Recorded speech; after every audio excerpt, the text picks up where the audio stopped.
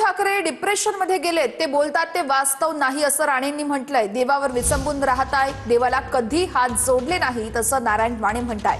भाजप आणि शिंदेच्या शिवसेनेकडे बहुमत आहे असं देखील त्यांनी म्हटलंय। तर देवाच्या मनात असेल तर आपला महापौर होईल असं वक्तव्य उद्धव ठाकरे यांनी केलं होतं आणि त्याचवरती नारायण राणे यांची ही प्रतिक्रिया।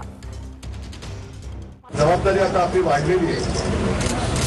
मी तुम्हाला सगळ्यांची पहिल्यांदा मी दिलगिरी व्यक्त करतो, कारण आजमध्ये जरा नजर चौकांशी बोलत होतो, त्याला सुद्धा हेच सांगितलं की आता आपली खरी जबाबदारी वाढलेली आहे। आपला महापौर व्हायला पाहिजे हे तर स्वप्न आहेच। बघू देवाच्या मनात असेल तर तेही होईल।